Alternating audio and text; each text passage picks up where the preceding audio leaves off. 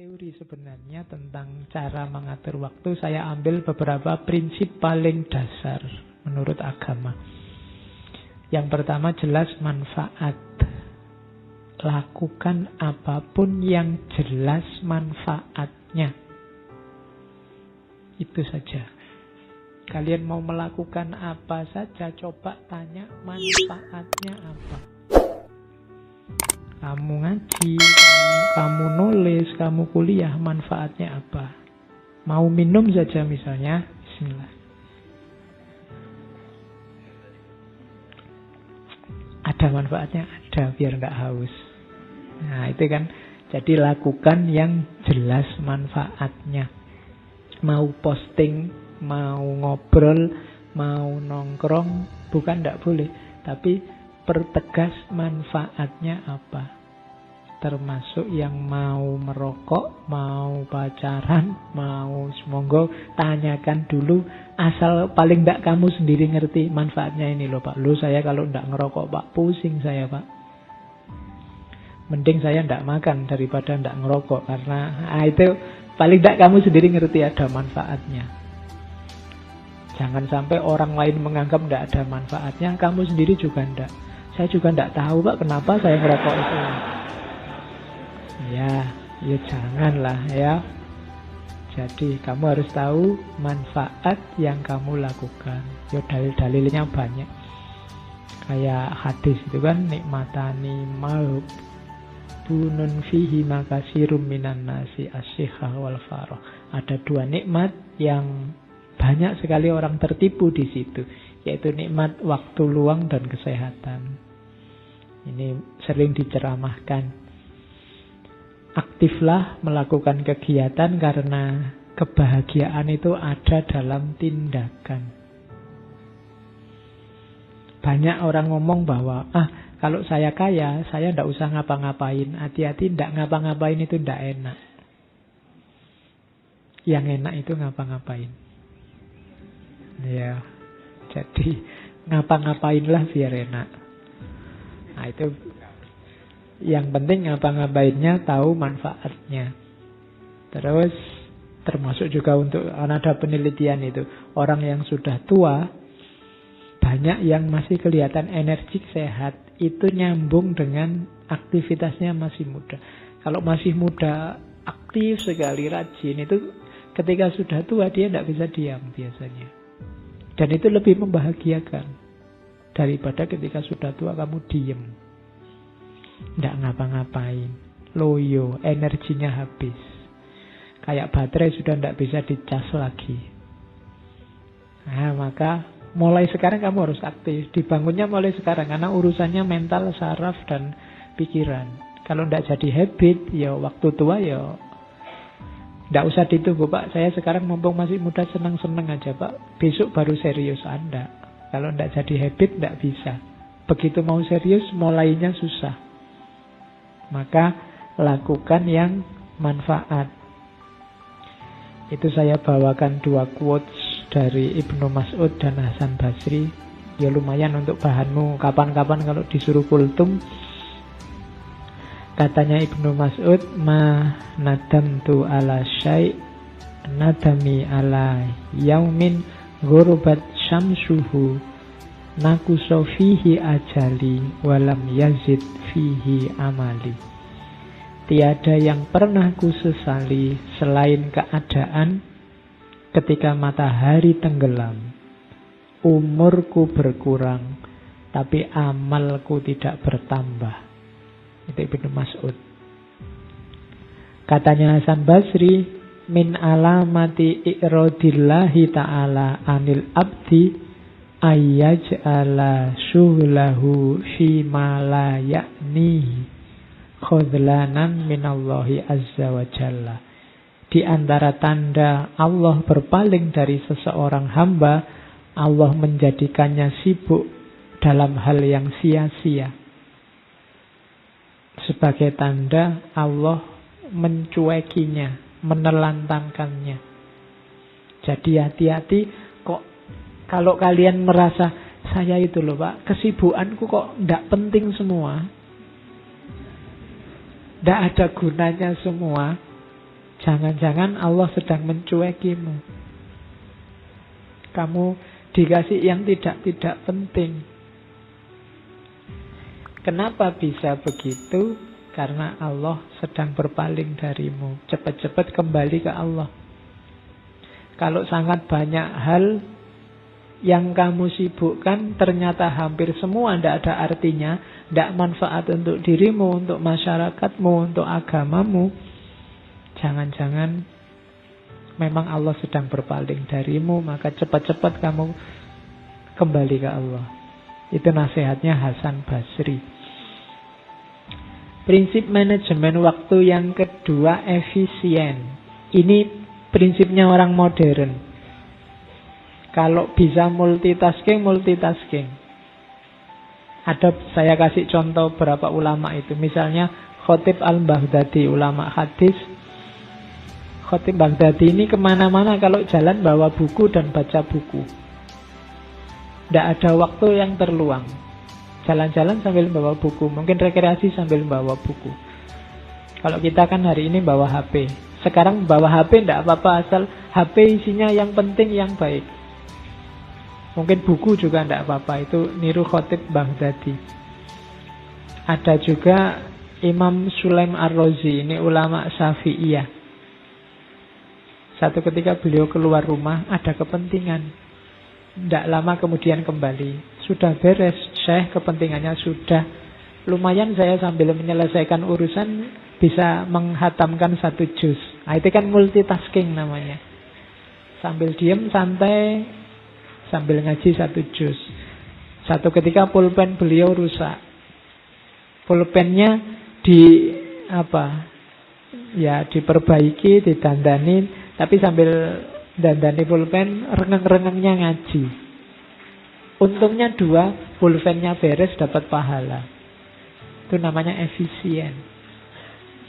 Kalau kalian kan paling sambil memperbaiki, sambil nyanyi-nyanyi, sambil itu. Ya, enggak apa-apa sih multitasking, cuma yang satu dapatnya Blackpink sama idolamu hari ini, Didi Kempot. Oke, terus ya, bahkan ada yang saking memanfaatkan waktu, menu makanan dan durasi makan juga dihitung. Misalnya ada ulama Abdul Wafa bin Ukail. Ini seorang ahli fikih mazhab Hambali. Beliau ngitung kalau saya makan kering, tidak ada sayurnya, dengan makan yang ada sayurnya, lebih cepat kalau saya makan yang ada sayurnya. Dicerna cepat, kemudian ditelan cepat, dan longgarnya di perut cepat. Itu beliau ngitung kira-kira selisihnya sekitar 50 ayat. Ngitungnya sampai selisih ayat. Jadi maka saya tak makan yang ada sayurnya sajalah. Nah, itu sampai sedetil itu ngitungnya. Oke, yo kalian bisa niru itulah. Saya milih yang ada sayurnya, Pak. Kecuali kalau ditraktir. Oke, yang bahkan ada, ini unik, saya tidak tahu kalian kayak gini juga. Namanya beliau Abdul Barokat. Abdul Barokat ini kakeknya Ibnu Taimiyah.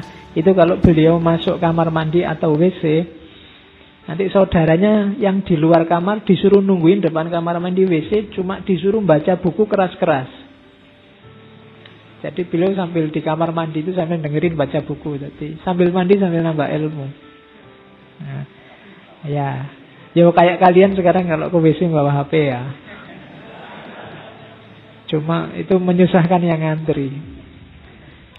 Boleh diikuti tipsnya ini, nanti kalian di kos gantian. Siapa yang ngantri di luar baca buku keras-keras, biar yang di dalam cepat keluar. Karena kalau semua ke kamar mandi bawa HP, nanti tidak keluar-keluar di dalam.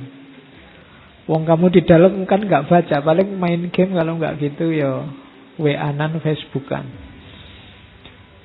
Oke, ya untungnya nggak ada jejaknya ya. Kalau ada jejaknya, wah ini dikirim dari WC ini gitu kan. Mungkin kamu malu. Oke. Yang ketiga, seimbang. Jadi ya Atur waktumu, kebutuhan kita banyak, yang penting-penting juga banyak. Maka pinter-pinterlah mengatur hidupmu. Kalau pagi untuk apa, kalau siang untuk apa, kalau malam untuk apa. Itu ada hadis, inna li rabbika alaika haqqon wa inna li badanika alaika haqqon wa inna li ahlika alaika haqqon wa inna li zaujika alaika haqqon fa'ti kulla dzi haqqin haqqahu. Sesungguhnya untuk Tuhanmu ada haknya, untuk badanmu ada haknya, untuk keluargamu ada haknya, untuk istrimu ada haknya. Berikan haknya sesuai kadarnya. Ya jangan sholat terus di masjid terus, tapi perawatan badan juga ya. Wong badanmu punya hak. Kalau sudah ngantuk ya tidur, kalau lapar ya makan, kalau haus ya minum. Keluargamu juga punya hak. Istrimu, anakmu juga punya hak. Berikan secara seimbang. Ini manajemen waktu kalau dalam Islam. Ada tips dari Nabi Ibrahim. Dalam suhufnya Ibrahim itu ada kalimat, orang yang berakal, ini hubungannya sama pencari ilmu ya, hendaknya mempunyai 4 waktu. Yang pertama, waktu untuk bermunajat kepada Allah, waktu untuk introspeksi terhadap diri sendiri. Yang ketiga, waktu untuk tafakkur, merenungi ciptaan Allah. Dan yang terakhir, waktu untuk mengurusi kebutuhan hidupmu. Jadi kesehatan spiritual, kesehatan mental, dan kesehatan fisik semua diurusi secara seimbang.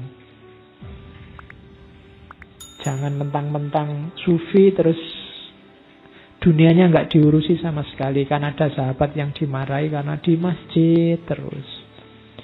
Jangan mentang-mentang filosof, filsafat, mikir terus. Diajak ngapa-ngapain nggak mau. Temannya kerja bakti, kamu mikir aja. Nah, ya, nggak begitu rumusnya. Imbang tiga-tiganya. Badannya diurusi, mental pikirannya diurusi, spiritualnya juga diurusi. Itu manajemen waktu yang ketiga. Yang keempat, proporsional. Sesuai kemampuan, itu pasti. Ukur kekuatan dan istirahatlah. Khudzu minal a'mali ma tutikun. Ambillah pekerjaan-pekerjaan yang engkau mampu. Fa innallaha la yamallu hatta tamallu. Sesungguhnya Allah itu tidak bosan sampai engkau sendiri yang bosan. Inna ahabbal a'mali ilallahi adwamuha wa in qalla. Sesungguhnya amal yang paling dicintai Allah itu yang istiqomah, yang dawam, yang rutin, meskipun cuma sedikit.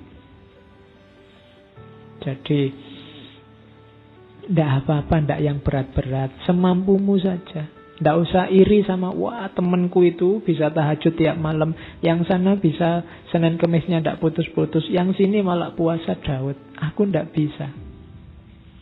Bisaku cuma mendoakan semoga yang puasa Daud, yang Senin Kemis itu kuat dan sehat. Misalnya. Bisaku cuma itu. Lu tidak apa-apa. Asal apa? Istiqomah. Kamu rajin mendoakan teman-temanmu biar yang Senin, Kemis, dan Daud itu sehat. Tidak apa-apa. Allah cinta yang semacam itu. Kalau mampumu cuma itu, ya tidak apa-apa. Terus jangan diforsir. Ya kerja, ya istirahat. Katanya Imam Ali, hiburlah hati Anda sesaat-sesaat. Karena hati itu jika capek, tidak bisa memandang sesuatu dengan baik. Pikiran kalau capek ya berpikirnya tidak jernih. Hati kalau capek juga tidak bisa jernih melihat kebaikan. Maka ya sekali-sekali piknik. Jangan kurang piknik. Ya, Maksudnya apa? Menghibur hati. Ya meskipun kalau kita hari ini kan terlalu banyak hiburan. Kalau terlalu banyak hiburan kalimatnya diganti. Ya sekali-sekali serius lah. Oke. Nah, istirahat bukan berarti berhenti, tetapi untuk menempuh perjalanan yang lebih jauh lagi. Ini pepatah dari Cina. Istirahat tidak apa-apa, tapi istirahat itu bukan berhenti. Mengumpulkan kekuatan biar bisa berjalan lebih jauh. Oke. Nah, itu saya tertarik hadis ini sebenarnya. Di Riyadhus Shalihin ada. Nanti kalian baca ya, karena hari ini banyak orang yang saya tidak tahu kadang-kadang mencela saudaranya dengan kata-kata munafik. Ah, kamu munafik. Nah, ada hadis saya ketemu di Riyadhus Shalihin itu panjang, awalnya saya potong yang di belakang. Jadi ada sahabat namanya Hanzalah bin Ar-Rabi Al-Usayyidi. Hanzalah ini galau sebenarnya. Dia merasa, wah aku ini kok tidak bisa jadi orang soleh terus-terusan ya. Jangan-jangan aku ini munafik. Terus dia mengadu ke Abu Bakar, wah aku tidak bisa jawab, ayo ketemu Rasulullah aja. Terus diajak menghadap Rasulullah. Abu Bakar tanya pada Rasulullah, Rasulullah ini loh Hanzalah ini dia takut dirinya sendiri, dia takut kalau jadi orang munafik. Terus Rasulullah tanya, lah kok begitu? Hanzalah jawab, wahai Rasulullah, kita ini kalau pas bersama Rasulullah, bersama Tuhan, di sisi Tuhan, di sisi Rasulullah, terus panjenengan mengingatkan kita tentang surga, neraka, sangat jelas, sampai seolah-olah bisa dilihat mata, bisa dilihat telinga. Saya itu rasanya tobat itu. Tapi setelah keluar dari sisi Tuhan, setelah keluar dari pengajian, kita masih juga main-main dengan istri, dengan anak, mengurus harta. Sehingga karena itu banyak yang kita lupakan tentang keduanya tadi. Jadi Hanzalah ini mengeluh, ya kalau pas ngaji, pengajian itu rasanya saya kayak tobat, kayak ingin tahajud terus, ingin puasa terus, ingin dekat sama Allah terus. Tapi nanti begitu pulang ke rumah, sudah mikir bayar kuliah, mikir aduh, besok makan apa, mikir kos-kosan, mikir wah, kok saya bisa gini ya? Jangan-jangan saya ini munafik. Kok mikirnya dunia saja? Padahal tadi waktu pengajian tidak begitu. Nah, itu keluhannya Hanzalah. Nah, terus Rasulullah menjawab, demi zat yang jiwaku ada dalam genggaman kekuasaannya, kalau engkau semua tetap sebagaimana hal keadaanmu di sisiku dan juga senantiasa berzikir, niscaya para malaikat menjabat tanganmu semua. Baik ketika engkau ada di hamparanmu atau ketika ada di jalananmu. Maksudnya waktu bangun atau waktu tidur, termasuk sedang berjalan-jalan. Tetapi hai Hanzalah, kalau bahasanya Rasulullah, saatan-saatan. Saatan-saatan itu masing-masing ada waktunya. Sesaat memang kita zikir, sibuk dengan Allah, ngurusi rohani kita. Nanti sesaat lagi ngurusi kehidupan kita, mencari sandang pangan dan lain-lain. Dan Rasulullah ngomong saatan-saatan ini diulang sampai 3 kali. Saatan-saatan. Jadi tidak apa-apa kita berpikir duniawi, asal tahu waktunya, tahu porsinya. Dan kalau ada orang berpikir dunia, jangan dituduh munafik. Katanya orang Islam, kok kelakuannya begitu, kok yang dipikir dunia. Loh memang kalau pas waktunya mikir dunia, ya mikir dunia. Waktunya ngopeni anak istri, ya ngopeni anak istri. Ada saatnya masing-masing. Nah, ini nasihatnya Rasulullah. Saya bawa ke sini kelihatannya menarik. Don't waste time waiting for inspiration. Begin, and inspiration will find you. Itu H itu bukan haji ya. Ya. Ya. Harriet Jackson Brown Junior. Ya. Jadi jangan buang-buang waktu menunggu inspirasi. Wah, saya nyari inspirasi dulu, Pak. Saya nunggu mood, Pak. Sudah ketemu. Mulailah saja pekerjaanmu, inspirasinya akan datang. Harriet Jackson Brown Junior. Ini motivator dari Amerika. Dia punya kalimat bagus juga. Don't say you don't have enough time. Jangan bilang kamu tidak punya waktu atau tidak ada waktu. You have exactly the same number of hours per day that were given to Helen Keller, Pastor Michelangelo, Mother Teresa, Leonardo da Vinci. Semua tokoh besar. Jangan bilang kamu tidak punya waktu, tidak ada waktu, atau tidak cukup waktu. Waktu yang diberikan padamu sama persis dengan waktu yang diberikan pada siapapun tokoh-tokoh besar. Soekarno, Ki Hajar Dewantara, Kiai Haji Hasyim Asy'ari, Kiai Haji Ahmad Dahlan. Waktunya sama 24 jam. Persis. Dan mereka bisa melakukan hal-hal besar. Kenapa kamu tidak? Nabi Muhammad pun juga 24 jam. Tidak ada dalilnya karena beliau Nabi, maka waktunya jadi 28. Tidak ada. 24 sama. Tapi manfaat hidupnya luar biasa. Maka jangan beralasan tidak punya waktu atau tidak ada waktu. Jangan-jangan kita saja yang tidak bisa ngatur waktu. Oke, dan ingat-ingat katanya Steve Jobs yang almarhum tahun 2011 yang lalu, yang punya Apple Incorporation. Your time is limited, so don't waste it living someone else's life. Waktumu terbatas, jangan buang-buang waktu untuk hidup versi orang lain. Hiduplah versimu sendiri, gampang-gampangannya itu. Jadi hiduplah edisi dirimu sendiri.